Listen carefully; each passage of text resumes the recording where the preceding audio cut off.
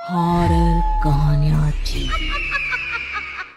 शब्द, तुझे भरोसा नहीं ना तो फिर जा अपने कमरे में जाकर देख। तेरे पलंग के नीचे तुझे तेरी माँ की हड्डियां मिलेंगी। प्रभात दौड़कर अपने कमरे में जाता है और अपने पलंग के नीचे देखता है। वहां पर सचमुच एक कंकाल पड़ा हुआ था और उसके शरीर पर जो कपड़े थे वो प्रभात की माँ के थे। क्या बात है, आज तो आप सुबह से ही बहुत बिजी हैं। ऐसा क्या लिख रहे हैं? बस एक फैमिली की कहानी लिख रहा था। जैसे हमारी फैमिली है ना, तुम, माँ और मैं, लेकिन थोड़े अलग तरीके से, क्योंकि ये कहानी हॉरर है और इसमें जो आदमी है ना, मैंने उसकी बीवी को मार दिया है। मतलब कहानी में ऐसा लिखा है। और जानती हो, उसके बाद जो बीवी है ना, वो एक बुरी आत्मा बन जाती है। क्या बेटा, इस तरह की डरावनी कहानियां क्यों लिखता है तू? जानता है ना, हम जो सोचते हैं, जो लिखते हैं, हमारा दिमाग पूरा दिन वैसा ही होता रहता है। माँ, परेशान होने वाली क्या बात है? राइटर हूँ मैं, मेरा तो काम है कहानियां लिखना। और वैसे भी ये सिर्फ एक कहानी है माँ, कोई सच नहीं है। उसके बाद कुछ दिन बीत जाते हैं। एक रात प्रभात को अपने ऑफिस से लौटने में देरी हो जाती है। रात के लगभग 12 बजे हुए थे। प्रभात जैसे ही अपने घर पहुंचता है, उसने देखा कि उसकी पत्नी दुर्गा डाइनिंग टेबल पर उसका इंतजार कर रही है। आ गए आप? कब से आपका इंतजार कर रही थी। देखिए ना, खाना भी ठंडा हो गया है। अरे दुर्गा, आज तुमने अपने इतने लंबे लंबे बालों को खोलकर क्यों रखा है? तुम तो हमेशा अपने बाल बांध कर रखती हो। वो क्या है ना प्रभात, जब इंसान अपनी जिंदगी से मुक्त हो जाता है ना, तो उसे दूसरे सारे बंधन खोल देने चाहिए। इसलिए मैंने अपने बालों के बंधन भी खोल दिए। ये तुम किस तरह की बातें कर रही हो? तुम ठीक तो हो? मैं बिल्कुल ठीक हूँ प्रभात। अच्छा चलो खाना खाओ। वो क्या है ना दुर्गा, मुझे भूख नहीं है। ऑफिस में कुछ खा लिया था। कोई बात नहीं, मैं तुम्हारे लिए एप्पल काट देती हूँ, एप्पल खा लो। नहीं दुर्गा, मुझे नहीं खाना है, मेरा मन नहीं है यार। तभी अचानक से दुर्गा अपने हाथ में एक बड़ा सा चाकू लेकर प्रभात पर हमला कर देती है। प्रभात अपने आप को बचाने की कोशिश करता है। आज मैं तुझे नहीं छोड़ूंगी, तुझे अपने साथ लेकर जाऊंगी अपनी दुनिया में। ये क्या बोल रही हो तुम? तुम्हारा दिमाग खराब हो गया है। आखिर तुम हो कौन? दुर्गा अपनी गर्दन टेढ़ी करते हुए बोलती है। मैं दुर्गा हूँ, तुम्हारी पत्नी। ध्यान से देखो मेरी आंखों में।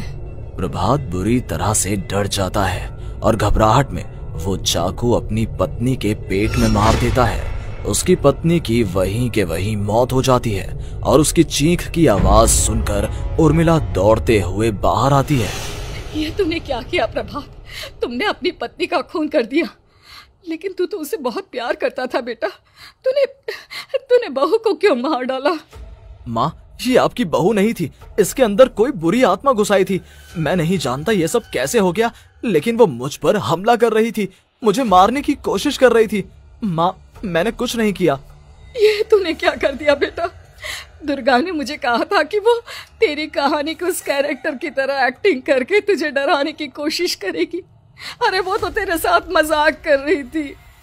हे भगवान, ये क्या हो गया? इसका मतलब दुर्गा। लेकिन माँ, मैंने जो कहानी लिखी थी उसमें भी ऐसा ही हुआ था। उस औरत ने अपने पति के साथ मजाक किया और गलती से उसके पति ने उसके पेट में चाकू मार दिया। मेरी कहानी सच कैसे हो सकती है? माँ, मुझे बहुत डर लग रहा है। अब ये सोच, दुर्गा की लाश का क्या करें हम? अगर गलती से भी ये बात बाहर फैल गई ना, तो तुझे पूरी जिंदगी जेल की सलाखों के पीछे रहना पड़ेगा। एक काम करते हैं माँ, हम घर के पीछे वाले बगीचे में उसकी लाश को दबा देते हैं। अगर कोई पूछेगा तो कह देंगे कि उर्मिला अपने मायके गई और फिर एक दिन हम भी अचानक यहाँ से कहीं दूर चले जाएंगे। कोई नहीं आएगा हमें पूछने, कोई नहीं आएगा माँ, बाद में जो होगा हम देख लेंगे। प्रभात अपनी माँ उर्मिला की मदद से दुर्गा की लाश को अपने घर के बगीचे में गाड़ देता है। कुछ दिन तो ऐसे ही बीत जाते हैं, लेकिन एक दिन अचानक रसोई से आ रही कुछ आवाजें सुनकर प्रभात की नींद खुलती है। प्रभात ने देखा कि वहां पर एक लंबे बालों वाली औरत दूसरी तरफ चेहरा करके खड़ी हुई थी। कौन है? कौन है वहां पर? अरे कौन हो तुम? मैं दुर्गा हूँ प्रभात। क्या हुआ? मुझसे इस तरह के सवाल क्यों कर रहे हो तुम? तुम दुर्गा नहीं हो सकती। दुर्गा तो प्रभात, मैं तुम्हारी पत्नी हूँ, तुम मुझे कैसे भूल सकते हो? 4 दिन के लिए मायके क्या चली गई, तुम तो मुझे भूल ही गए। अब अगली बार ना मैं कहीं नहीं जाऊंगी। पता चला तुमने तो मुझे पहचानने से ही इनकार कर दिया। नहीं, तुम दुर्गा नहीं हो सकती। तुम दुर्गा हो ही नहीं सकती। मैं जानता हूँ ये सब क्या हो रहा है। मैंने अपनी कहानी में लिखा था कि उस आदमी की पत्नी की मौत के बाद एक बुरी आत्मा उसका रूप लेकर उसके घर में आ जाती है। तुम वही हो ना? और अचानक से खूबसूरत दुर्गा का चेहरा काला पड़ जाता है। उसकी आंखें लाल हो जाती हैं और पूरे शरीर पर बाल, लंबे नुकीले नाखून, उसके दोनों पैर उल्टे हो जाते हैं और बेहद डरावनी आवाज में वो चिल्लाकर कहती है, बुरी आत्मा, मेरा खून करके मुझे अपने ही घर में गाड़ कर तू मुझे बुरी आत्मा कह रहा है? मैं तुझे छोड़ूंगी नहीं। और अचानक से प्रभात के घर में बेहद डरावनी आवाजें गूंजने लगती हैं। घर में चारों तरफ बहुत सारी बुरी आत्माएं नजर आने लगती हैं। प्रभात घबरा कर अपनी माँ को आवाज देता है, माँ कहाँ है आप? जल्दी आइए माँ, देखिए ना ये सब क्या हो रहा है। प्रभात ने देखा कि अचानक से उसकी माँ कमरे से दौड़ कर आती है। क्या हुआ प्रभात? और ये लोग कौन है? इन सब की गर्दन टेढ़ी क्यों है? इनके बाल खुले हुए। प्रभात, ये सब लोग तो मुझे मरे हुए नजर आ रहे हैं। हाँ माँ, ये सब लोग मरे हुए ही हैं और ये ठीक वैसा ही हो रहा है जैसा मेरी कहानी में हुआ था। लेकिन मेरी कहानी के हिसाब से तो आप भी। अचानक से उर्मिला का रूप बदल जाता है। वो भी एक डरावने साए की तरह बन जाती है और बेहद डरावनी आवाज में चिल्ला चिल्ला कर कहती है, मर गई तेरी माँ। जानता है, कल रात जब तू सो रहा था ना, तो मैंने उसके शरीर का सारा खून पी लिया। अब बस हड्डियां बची है उसके शरीर में। नहीं, ऐसा नहीं हो सकता। ऐसा बिल्कुल नहीं हो सकता। मेरी माँ नहीं मर सकती। तुझे भरोसा नहीं ना? तो फिर जा, अपने कमरे में जाकर देख। तेरे पलंग के नीचे तुझे तेरी माँ की हड्डियां मिलेंगी। प्रभात दौड़कर अपने कमरे में जाता है और अपने पलंग के नीचे देखता है। वहां पर सचमुच एक कंकाल पड़ा हुआ था और उसके शरीर पर जो कपड़े थे वो प्रभात की माँ के थे। माँ, अब मुझे कुछ करना पड़ेगा। लेकिन मेरी कहानी में लिखा था कि माँ की मौत मेरे हाथों से होगी, पर माँ तो पहले ही मर चुकी है और वो बुरी आत्मा मुझे भी मार देगी। नहीं, इससे पहले कि वो मुझे कुछ करे, मुझे उसका काम खत्म करना होगा। प्रभात अपने हाथ में बड़ा सा चाकू लेकर उस बुरी आत्मा पर हमला कर देता है जिसने प्रभात की माँ का रूप लिया हुआ था, और अगले ही पल वो नीचे गिर जाती है और उसके शरीर से खून बहने लगता है। ऐसा नहीं हो सकता। एक बुरी आत्मा के शरीर में तो खून होता ही नहीं है। तो क्या सच में मैंने अपनी माँ को मार दिया? लेकिन अभी कुछ देर पहले तो फिर वो कंकाल किसका है? और ये कौन है? मैं पागल हो जाऊंगा। और अपनी माँ की लाश, इसका मैं क्या करूं? लोग पूछेंगे तो मैं क्या जवाब दूंगा? तभी वहां पर दुर्गा का रूप लेकर जो आत्मा थी उसने प्रभात से कहा, गाड़ दे अपनी माँ को ले जाकर उसी जगह जहाँ तूने मेरा खून करके मुझे गाड़ दिया था। जा, चला जा। घबराया हुआ प्रभात पागलों की तरह अपनी माँ की लाश को लेकर बगीचे में गाड़ देता है। प्रभात की हालत पागलों जैसी हो जाती है।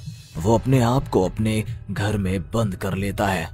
कहानी के हिसाब से तो आगे ये हुआ था कि कहानी लिखने वाले ने उन बुरी आत्माओं से डरकर आत्महत्या कर ली थी।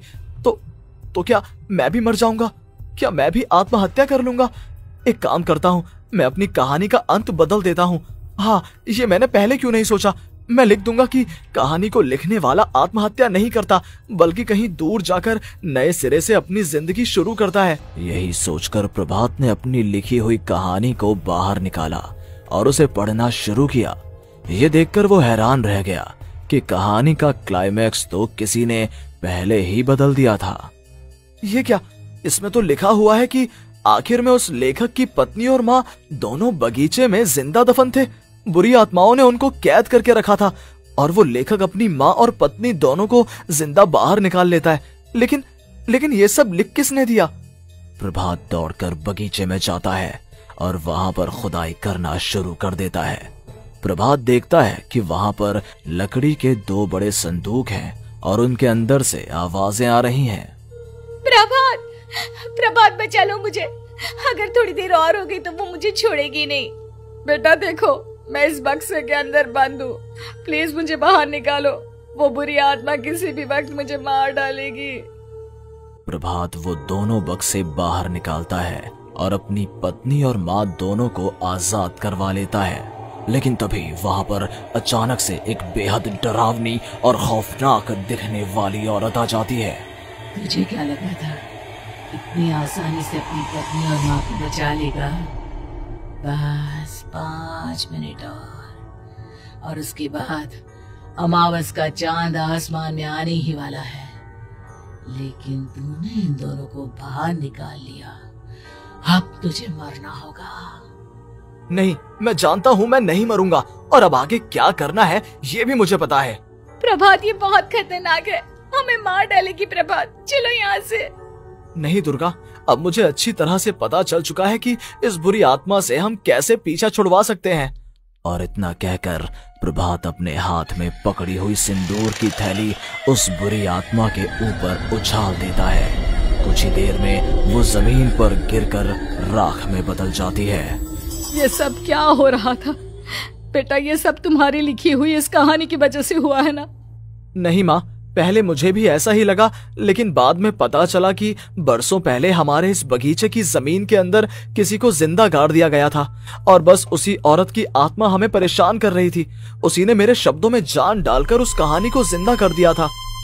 मुझे माफ कर दो प्रभात, मैंने आपकी कहानी के साथ छेड़छाड़ की थी और उसे बदल दिया था। माफी मांगने की जरूरत नहीं है दुर्गा, तुम्हारे उस बदलाव की वजह से ही आज हम सब जिंदा हैं, क्योंकि आखिर में कहानी में वो हुआ जो तुमने लिखा था।